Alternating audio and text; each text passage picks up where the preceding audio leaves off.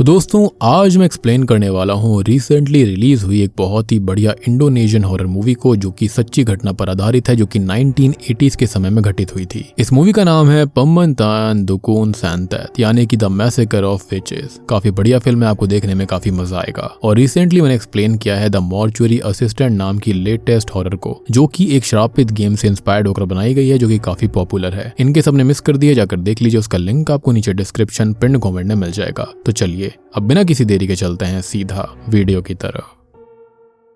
तो कहानी की शुरुआत में हमको बताया जाता है कि मई 1998 राइट्स ऑफ इंडोनेशिया के टाइम लोगों ने गवर्नमेंट के खिलाफ बड़े लेवल पर प्रोटेस्ट किए थे, जो कि इनिशियली तो रिफॉर्म के लिए थे, लेकिन सिचुएशन जल्दी ही आउट ऑफ कंट्रोल हो गई थी और एक ट्रैजिक वायलेंस में कन्वर्ट हो गई। इस दौरान ह्यूमन राइट्स वायलेशन हुए थे, जैसे कि लोगों का अचानक से गायब हो जाना, लूटपाट, दंगे, इवन लड़कियों के साथ गलत काम हुए, खून वगैरह भी हुए। और सबसे डिस्टर्बिंग बात तो ये है कि इनमें से काफी केसेस आज तक अनसॉल्व्ड हैं, जिस वजह से ये इवेंट जो है वो हिस्ट्री में एक डार्क बर्डन, एक ब्लैक स्पॉट बनकर रह गया। खैर अब इसके बाद सीन दो उस्ताद जी पर आता है, जो कि शहर में हो रहे आतंक की खबर को पोस्ट करने का काम कर रहे थे। इन दोनों ही उस्ताद जी का नाम होता है यानुआर और रोहिम। यहाँ पर वो ये कहते हैं कि जो इम्पोर्टेंट खबर है वो सारी पोस्ट होनी चाहिए, क्योंकि ये सब उस्ताद रिदवान के इंस्ट्रक्शंस थे। खैर इसी बीच रेडियो के जरिए हमको पता लगता है कि पूरी सिटी के अंदर रेड जोन हो रखा है, क्योंकि वहां पर ढेर सारे मिस्टीरियस कत्ल हो रहे थे। लेकिन सबसे ज्यादा चौंका देने वाली बात तो ये होती है कि ये करने वाले लोग सारे के सारे रिलीजियस फिगर्स थे, जैसे कि उस्ताद असादिस क्याइस और सैंत्री। खैर अब ये लोग अपना काम कर ही रहे थे कि तभी उनको कुछ आवाज आती है और अचानक से लाइट भी चली जाती है, कि तभी कोई मिस्टीरियस शक्ति आकर उन दोनों ही उस्ताद जी को खत्म कर देती है, जिनमें से एक उस्ताद जी का गला ही खत्म कर दिया गया था। जिसके बाद सीन अनीसा नाम की एक लड़की पर आता है, जहाँ पर अनीसा को कोई आवाज आ रही थी, यानी कि कोई उसको आवाज लगा रहा होता है, जिसकी वजह से अनीसा की आंख खुल जाती है। वो चेक करने के लिए दरवाजे के पास जाती है। अब जैसे ही वो दरवाजा खोलती है तो उसके सामने एक फीमेल स्पिरिट थी, जिसके गले पर कट लगा हुआ था, जिसको देखकर अनीसा ने दरवाजा दोबारा बंद कर दिया। अनीसा इस भयानक मंजर को देखकर काफी डर जाती है। उसकी ऐसी हालत देखकर उसकी फ्रेंड नूरुल उसको संभालने आती है, जहाँ पर नूरुल उससे ये पूछती है कि आखिरकार हुआ क्या, लेकिन फिलहाल डर के मारे वो कुछ भी नहीं बताती। खैर अगले दिन नूरुल और अनीसा अपने इस्लामिक बोर्डिंग स्कूल में गए थे, जहाँ पर नूरुल ने अनीसा से दोबारा पूछा कि आखिरकार कल हुआ क्या था, जिस पर अनीसा उसको बताती है कि कल उसने डीमन को देखा, और जैसे ही उसने डीमन का नाम लिया, दो लड़के सत्रियो और अली आकर उससे टकरा जाते हैं। अब यहाँ इन दोनों ने भी डीमन के बारे में सुन लिया था, मगर उनकी ज्यादा बात नहीं हो पाती और नूरुल अनीसा क्लास की ओर चले जाते हैं। आगे हम उस्ताद रिदवान को भी देखते हैं, जो कि सबसे बड़े उस्ताद थे। खैर अब आगे उस्ताद बगास न्यूज बोर्ड पर न्यूज पोस्ट कर रहे होते हैं कि तभी वहाँ पर अली और सत्रियो आ जाते हैं। अब ये दोनों ही उस्ताद बगास से ये कहते हैं कि यहाँ तो हर बार रोहिम पोस्ट किया करते थे, राइट, और आज वो यहाँ पर नहीं आए। मगर उस्ताद बगास जो होते हैं वो बिना इस चीज का जवाब दिए वहां से चले जाते हैं, क्योंकि उस्ताद रोहिम तो खत्म हो चुके थे और ये चीज हम ऑलरेडी देख चुके हैं। यानी कि जिस एक उस्ताद जी का गला उनके शरीर से अलग करा गया था वो कोई और नहीं बल्कि उस्ताद रोहिम ही थे। लेकिन ये बात किसी को बताई नहीं गई थी, क्योंकि ऐसे हालात में ये बातें बच्चों को पता चलती तो सभी डर जाते। खैर दूसरी ओर अनीसा अपनी क्लास ले रही होती है कि तभी बगास क्लास कैंसिलेशन की अनाउंसमेंट करता है और सभी स्टूडेंट्स को अपने डॉर्मेट्री में जाने के लिए कहता है, क्योंकि सिचुएशन जो थी वो आपस से बाहर जा रही थी। ये सुनकर टीचर ने भी क्लास डिसमिस कर दी थी। खैर इसी बीच हम देखते हैं कि अनीसा के पेट में दर्द होने लगता है, क्योंकि उसके पीरियड्स का आज पहला दिन था। अब दूसरी ओर उस्ताद बगास उस्ताद रिदवान से बहस कर रहे होते हैं, क्योंकि खतरा बाहर मंडरा रहा था और सुरक्षा की कोई भी व्यवस्था नहीं थी। मगर तभी दूसरी टीचर आकर उनको बहस करने से रोक देती है। मीनवाइल अली और सत्रियो तो अभी स्कूल से बाहर जाकर सिगरेट पी रहे थे, लेकिन तभी वो सभी स्टूडेंट्स को क्लास छोड़कर अपनी अपनी डॉर्मेट्री में जाते हुए देखते हैं। ये देखकर सत्रियो काफी अजीब लगता है, क्योंकि इससे पहले ऐसा नहीं हुआ था और वो थोड़ा सा सुबह की बात से भी चिंतित था कि जब अनीसा ने डीमन का नाम लिया था, जिस पर अली कहता है कि शायद वो थक गई होगी, इसलिए उसने ये चीज देख ली होगी। मगर सत्रियो कंफर्म करने के लिए खुद अनीसा से बात करना चाहता था, जिसके बाद वो दोनों अनीसा के पास जाते हैं, जहाँ पर वो अनीसा से पूछते हैं कि क्या उसने सच में डीमन देखा था, जिस पर अनीसा हाँ बोलती है। अब वो कुछ और बात कर पाते इससे पहले ही उस्ताद रिदवान वहाँ पर आ गए थे और उसने उन दोनों को वहाँ पर टोक दिया था। साथ ही साथ उस्ताद रिदवान को उनके पास से सिगरेट की बदबू आने लगती है और तभी वो उन दोनों से पूछते हैं कि उन्होंने सिगरेट पी है, जिस पर दोनों झूठ बोल देते हैं और मना कर देते हैं। लेकिन तभी उस्ताद जो होते हैं वो अली की कैप से एक माचिस का बक्सा निकाल लेते हैं, जिससे कि कंफर्म हो गया था कि दोनों सिगरेट पी रहे थे। अब उस्ताद उनको समझाते हुए कहते हैं कि वो दोनों अपने आप को डिस्ट्रक्शन की तरफ ले जा रहे हैं, जो कि काफी खतरनाक है। और इतनी बात कहने के बाद में वो उन दोनों को ही अपनी अपनी डॉर्मेट्री में जाने के लिए कह देते हैं। अब रात में सत्रियो अली से कहता है कि उसको कुछ अजीब सा फील हो रहा है क्योंकि उसने पूरे दिन उस्ताद रोहिम को और उस्ताद यानुवार को नहीं देखा और ये बात काफी अजीब थी। लेकिन हम जानते हैं कि उनके साथ क्या हुआ था। बाकी सारे उस्ताद भी काफी अजीब सा बर्ताव करते हुए नजर आ रहे थे, लेकिन अली सत्रियो को ज्यादा ना सोचने के लिए कहता है, मगर सत्रियो को ये बात खाई जा रही थी और इसलिए वो उस्ताद जी से इस बारे में बात करने चला जाता है। मीनवाइल अनीसा अकेले बैठी होती है कि तभी उसकी खिड़की अपने आप खुल जाती है, जिसके बाद उसने खिड़की को बंद कर दिया था और फिर वो सोने जाती है, मगर तभी उसे गले पर कट वाली लेडी वापस से दिखने लगती है, जिसको देखकर वो डर कर बाहर भागने लगती है। मगर अब वो स्पिरिट, वो लेडी उसके सामने आ गई थी, जिसको देखकर वो एक कुएं के पास जाकर छुप जाती है। मगर तभी वो एक आदमी को देखता है जो कि वहां पर कुछ पुड़िया रखने आया था और उसको देखकर वो समझ जाती है कि ये पक्का कोई टोटका है या फिर काला जादू है, मगर वो उसकी शक्ल को नहीं देख पाती। मीनवाइल उस्ताद समीर दुखी होकर उन दोनों उस्ताद की लाश के पास जाते हैं जिन्हें अभी तक दफन भी नहीं करा गया था, यानी कि उस्ताद रोहिम को और उस्ताद यानुवार को। अब वो उन दोनों को ही देखकर रोने लगता है क्योंकि समीर उन दोनों के काफी करीब हुआ करता था।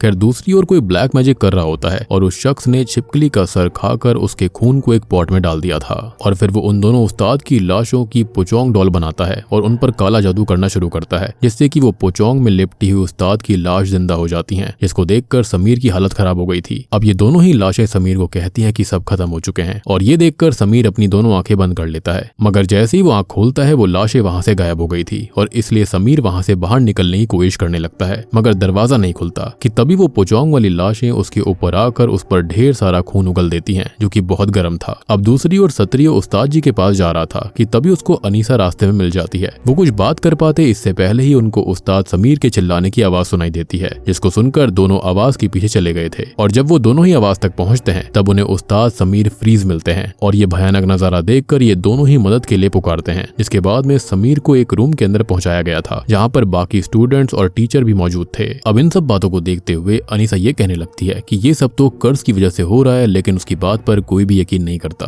कि तभी बाकी उस्ताद जी वहां पर आकर उन सबको वहां से भगा देते हैं। समीर की खराब हालत देखते हुए उस्ताद क्याई को बुलाने का फैसला करते हैं। थोड़ी देर के बाद में वहां पर क्याई भी आ गए थे। वो समझ गए थे कि यहाँ पर कुछ भी सही नहीं है। इसी बीच दोनों उस्ताद जी की बॉडी भी गायब हो गई थी, जिससे कि क्याई गुस्सा थे क्योंकि अगर उनका बैरियल हो जाता तो ऐसा कुछ भी नहीं होता। अब यहाँ पर क्याई उस्ताद रिदवान से पूछने लगते हैं कि उन्होंने बैरियल क्यों नहीं किया था, तो इस बात पर रिदवान ये बताते हैं कि पुलिस के झंझट की वजह से उन्होंने ऐसा नहीं किया। इस बात पर अब क्याई नाराज होते हुए ये कहता है कि अगर वो बैरियल करवा दिया होता तो ऐसा कुछ भी नहीं होता। खैर यहाँ पर अब क्याई सारे मेल्स को प्रेयर के लिए बुलाता है, जिसके बाद प्रेयर शुरू होती है। मगर होता यह है कि प्रेयर करते बीच ही किसी एक को वही उस्ताद जी का पुचोंग दिखता है, लेकिन अचानक से वो गायब भी हो जाता है। लेकिन असली प्रॉब्लम तो तब आती है जब क्याई वहां से गायब हो गए थे। ये देखकर सबकी हालत खराब हो गई थी, जिसके बाद उस्ताद मिलकर फैसला करते हैं कि सारे बच्चों को वो एक साथ एक ही हॉल में सुलाएंगे, यानी कि डर की वजह से ऐसा हो रहा था। इसके बाद में अनाउंसमेंट करके सभी बच्चों को सोने के लिए हॉल में बुला लिया जाता है। अब सभी के सो जाने के बाद में अली और सत्रियो उस्ताद के ऑफिस में जाते हैं, जहाँ पर ढेर सारे न्यूज़पेपर्स थे, जहाँ से उनको पता लगता है कि शहर में कई जगह पर मैसेकर्स हुए हैं। और ये सब देखकर वो हैरान थे क्योंकि कभी भी उनको इस बारे में बताया नहीं गया था और वो बस स्कूल तक ही सीमित थे। मतलब कि उनसे ये सारी बातें छुपाई गई थी कि आखिरकार वहां पर चल क्या रहा था। एंड इसका ऑब्वियस रीजन ये था कि स्टूडेंट्स में पैनिक हो जाता। खैर इसी बीच वहां पर एक टीचर चेक करने के लिए आते हैं, जिसको देखकर ये दोनों छुप गए थे।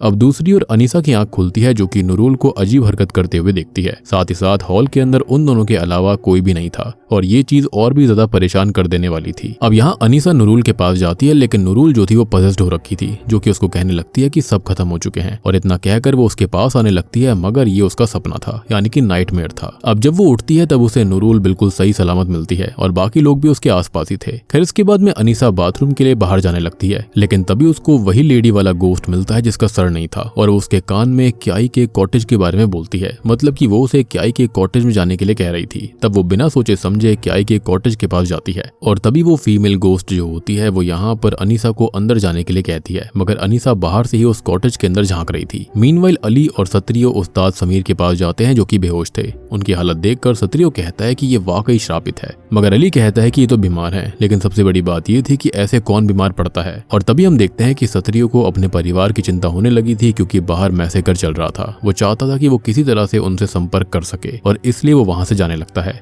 मगर अली वहीं पर था कि तभी अचानक से समीर की बॉडी हवा में उठ जाती है, जिसको देखकर अली डर गया था। यानी कि अब उसको पता चल गया था कि यहाँ पर गोस्ट, पोजेशंस और ये सब चल रहा है। अब अली तो ये सब देखकर काफी घबरा कर वहां से भाग गया था कि तभी दूसरी ओर अनीसा जो होती है वो वहीं पर मौजूद थी, जो कि बाथरूम करने के लिए गई थी और वो वॉल के पास बाथरूम करने भी जाती है। लेकिन तभी उसे वहां पर एक पुड़िया मिल जाती है जो कि काले जादू से जुड़ी हुई थी और वो उसको उठा लेती है कि इसी बीच वो उस्ताद बगास को वहां पर कुछ करते देखती है, जिसको देखकर वो समझ गई थी कि शायद बगास ने ही ये सब कुछ किया है, मतलब कि काला जादू वगैरह। तभी वहां पर नुरुल भी आ जाती है और यहाँ वो नुरुल को वो पुड़िया दिखाती है, जिसको देखकर नुरुल उस पुड़िया को फेंक देती है क्योंकि ये पाप था। जिसके बाद अनीसा उसे कुछ भी नहीं समझा पाती। अब थोड़ी देर के बाद में होता यह है कि नुरुल को अचानक से आंखों में दर्द होने लगता है, जिसको देखकर अनीसा फौरन उसके पास जाती है, मगर नुरुल को दिखना तक बंद हो गया था और देखते ही देखते उसकी आंखों से खून आने लगता है और फिर उसके मुंह से एक लोहे का तार बाहर निकलता है। ये सब देखकर अनीसा बहुत घबरा गई थी और वो अपनी दोस्त को इस तरह से तड़पते हुए नहीं देख पा रही थी कि तभी नुरुल की आंखों से खून फिर से आने लगता है और इन सब से नुरुल बहुत तड़प रही होती है। वो उठकर इधर उधर लहराने लगती है और इसी बीच वो कुएं में गिर पड़ती, मगर सही समय रहते अनीसा ने उसका हाथ पकड़ लिया था। मगर हम देख पाते हैं कि कुएं के अंदर से किसी शक्ति ने उसका पैर पकड़कर अंदर खींच लिया होता है और यहाँ अनीसा अपनी दोस्त को नहीं बचा पाती और वो बस चीखती रह जाती है। अब ये सब पता लगने के बाद में उस्ताद बगास रिदवान से लड़ने लगता है। उसका ये कहना था कि अगर वो उन बच्चों को अपने अपने घर भेज देते तो ऐसा कुछ भी नहीं होता, मगर बाहर के जो हालात होते हैं वो इससे भी ज्यादा खतरनाक थे कि इसी बीच टीचर आकर उन दोनों के बीच बहस होने से रोकते हैं। खैर अब रात में ये लोग प्रेयर रखते हैं, मगर प्रेयर करते वक्त ढेर सारे स्टूडेंट अचानक से पजेस हो गए थे, जिन्हें एक एक करके काबू में लाया जाता है। मगर इतने बड़े स्केल पर पोजेशन होने के बाद कई स्टूडेंट घायल हो गए थे और कई सारे स्टूडेंट तो बहुत ज्यादा डर गए थे कि तभी सत्रियो अपने परिवार के पास जाने का प्लान बनाता है और अली उसको काफी रोकने की कोशिश करता है, लेकिन वो अली की बात नहीं सुनता। खैर अब अली और सत्रियो समीर के रूम में जाकर कुछ सामान ले लेते हैं, मगर इसी बीच समीर उठकर कांच खाने लगता है, जिसको देखकर वो दोनों डर गए थे, इसलिए वो बिना वक्त जाया किए वहां से निकलने लगते हैं। मगर तभी अनीसा वहां पर आकर सत्रियो को रोकने लगती है, मगर सत्रियो ने फैसला कर लिया था कि वो बाहर जाकर रहेगा और इसलिए वो अनीसा की बात ना मानकर स्कूल से बाहर चला जाता है और अपनी घर की ओर जाने लगता है। लेकिन होता यह है कि रास्ते में उसे ढेर सारी लाशें मिलती हैं, साथ ही साथ वहां पर कई हथियारे घूम रहे थे, जिनमें से एक सत्रियो के पीछे पड़ जाता है, मगर सत्रियो ने खुद को लाशों के बीच छुपाकर बचा लिया था। मीनवाइल सत्रियो के घर पर कोई आकर उसके पिता को खत्म कर देता है और लटका देता है। ये देखकर सत्रियो की माँ बहुत रोती है। अब अनीसा अकेले बैठी हुई थी कि तभी वो अपने पास्ट के बारे में सोचने लगती है। जब वो छोटी थी तब उसकी माँ प्रेग्नेंट थी, मगर उनकी फैमिली काफी गरीब थी, इसलिए अनीसा के पिता ने कोई रास्ता निकाला जिसके अंदर उन्हें उनके बच्चे को ही सैक्रिफाइस करना होगा, जिससे कि वो अमीर बन सकते हैं। मगर अनीसा की माँ इसके लिए रेडी नहीं थी, मगर अनीसा के पिता अपनी बीवी के ऊपर बहुत जोर डाल रहे थे और तभी अनीसा की माँ एक बहुत ही कड़ा कदम उठाती है। वो खुद ही अपना गला काट कर अपने आप को खत्म कर लेती हैं। अब अगले दिन होता यह है कि सत्रियो को बाकी लाशों के साथ हॉस्पिटल लाया जाता है, जिसके बाद वो मॉर्ग रूम से निकलकर अपने घर की ओर जाने लगता है। अब दूसरी ओर अनीसा चुपचाप बैठी हुई थी, तभी उसे उस्ताद बगास दिखाई देते हैं। अब वो उनसे जाकर ये पूछती है कि जब लड़कियां पजेस्ड हो रही थी तब वो कहाँ पर थे, जिस पर वो बताते हैं कि वो पुलिस के साथ थे और वो क्याई को ढूंढ रहे थे और ये सब वो उससे क्यों पूछ रही है। तब अनीसा ये कहती है कि उस दिन जब उसकी दोस्त नुरुल खत्म हुई थी, उससे पहले उसने उसे काले जादू वाली पुड़िया रखते हुए देखा था। ये सुनकर वो ये कहता है कि इसमें कोई भी काला जादू नहीं था और वो अपने काम से काम रखे, मगर वो उससे बहस करने लगती है कि तभी टीचर आकर उसको रोकते हैं और समझाते हैं कि वो जाकर किचन का काम देखे। वो जानती है कि वो अपनी फ्रेंड की मौत से काफी दुखी है। मीनवाइल सत्रियो अपने घर पर आ जाता है, जहाँ पर उसकी माँ उसको देखकर गले से लगा लेती है, मगर जब सत्रियो अपने पिता के बारे में पूछता है तो उसकी माँ का मुंह तर जाता है और वो सीधा उसे उसके पिता की लाश के पास ले जाती है, जिसको देखकर सत्रियो बहुत रो रहा था, टूट गया था। मगर इसके बाद वो कहता है कि वो अपने पिता को बैरी करेगा, मगर उसकी माँ उसको इसके लिए मना कर देती है क्योंकि बाहर ईविल सॉर्सरर्स घूम रहे थे जो कि उसके पिता की लाश पर काला जादू कर सकते हैं और उसका इस्तेमाल कर सकते हैं। बेसिकली वो ईविल पोचोंग बन जाएंगे, जैसा कि उन उस्ताद की लाशों के साथ हुआ था।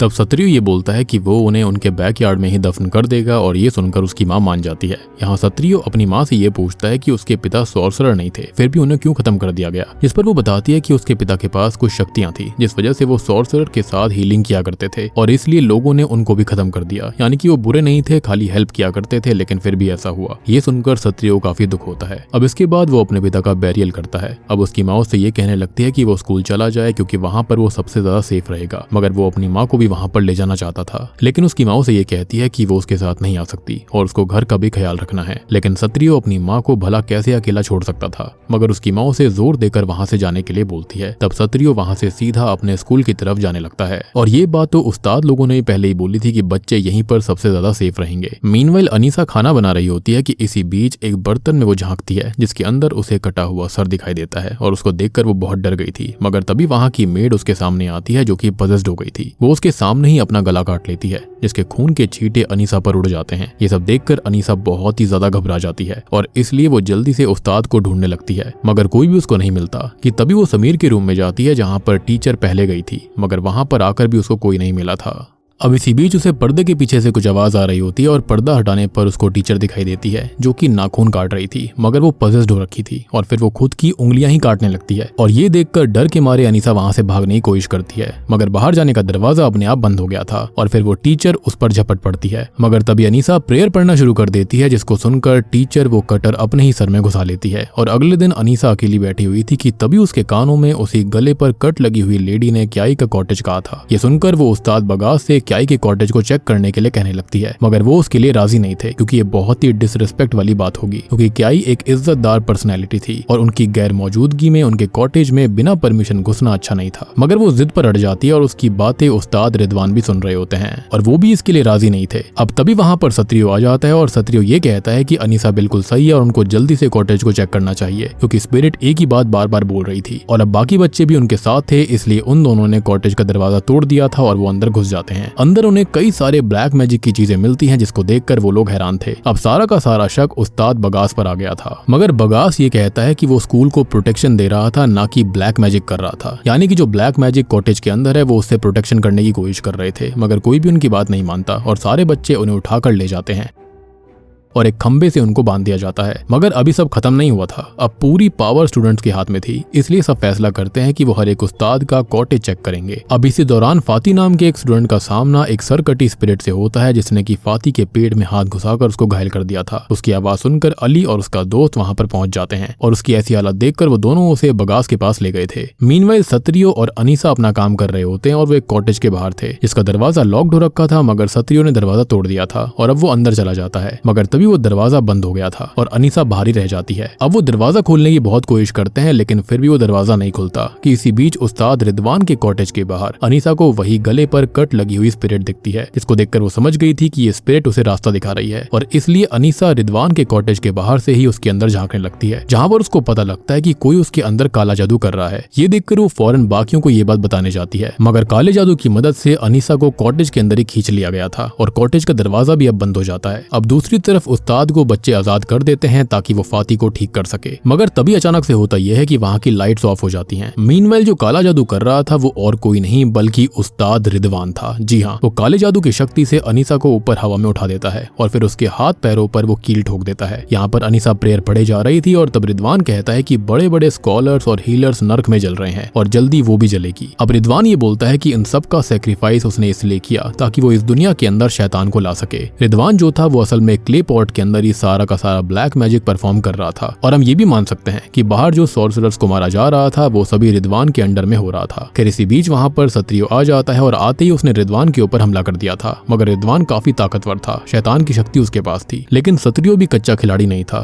थोड़े ही पल में उसने रिदवान को भी टेक ओवर कर लिया था। मीनवेल रिदवान के इशारे पर कई सारी जिंदा लाशें बच्चों पर हमला करने आ गई थी, यानी कि पोचोंग हमला करने आ गए थे, मगर उस्ताद बगास ने प्रेयर करना शुरू कर दिया था, यानी कि बगास यहाँ पर बिल्कुल इनोसेंट था। खैर दूसरी तरफ अनीसा जो होती है वो उससे क्ले पॉट फोड़ने के लिए कहती है, जिसके बाद वो ठीक ऐसा ही करता है और क्ले पॉट को फोड़ते ही सारी लाशें दोबारा बेजान हो जाती हैं और पूरा का पूरा काला जादू खत्म हो गया था। और यही रीजन था कि रिदवान यहाँ पर किसी को बाहर जाने नहीं दे रहा था और साथ ही साथ उसने ही सब कुछ करवाया था और इसलिए रिदवान ये बोल रहा था कि कोई भी कॉटेज के अंदर नहीं जाएगा। एनीवेज इसके बाद में सत्रियो और अनीसा बाहर आ गए थे और थोड़ी देर के बाद में आसमान से उड़ता हुआ आग का गोला आता है और सीधा रिदवान के कॉटेज पर गिर जाता है, जिससे कि वहां पर आग लग गई थी और रिदवान भी झुलस कर मारा गया था और ये सब उसके लिए सजा थी जो कि शायद से ऊपर वाले ने उसको दी थी, या फिर ये भी हो सकता है कि जिस डीमन से उसने डील करी थी वो पूरी नहीं हो पाई थी, जिसके चलते ही उसको अपना सैक्रिफाइस देना पड़ा। खैर अब अगले दिन अनीसा और सत्रियो साथ बैठे हुए थे, जहां पर सत्रियो अनीसा को सहारा देते हुए ये बोलता है कि सब कुछ ठीक हो जाएगा और वो ये भी बोलता है कि वो आगे चिंता ना करे। तब वो ये बोलते हैं कि काश ऐसा दोबारा कभी ना हो और ये सुनकर वो मुस्कुराता है और वहां से चला जाता है। मगर उसके जाते ही अनीसा के पास वही गला कटी हुई औरत आती है, यानी कि वो स्पिरिट आती है जो कि आकर वहां बैठ गई थी। एंड शॉकिंगली ये कोई और नहीं बल्कि कि उसकी खुद की माँ की स्पिरिट थी। जी हाँ, जो कि उसे हर वक्त प्रोटेक्ट कर रही थी, रास्ता दिखा रही थी। अब इसके बाद में अंत में हमको बताया जाता है कि ये कहानी जो है वो एक सच्ची घटना पर आधारित है, मगर प्रिवेसी के चलते इसके कैरेक्टर्स और जगह को बदल दिया गया था, और जो इसके अंदर बताया गया है वो प्लॉट के हिसाब से थोड़ा सा एग्जैजरेटेड है। यानी कि ऐसा हुआ तो था लेकिन इस तरह से नहीं हुआ था। लेकिन हाँ, ये बात है कि यहाँ पर ब्लैक मैजिक जरूर करा गया था इन सब चीजों की आड़ में। और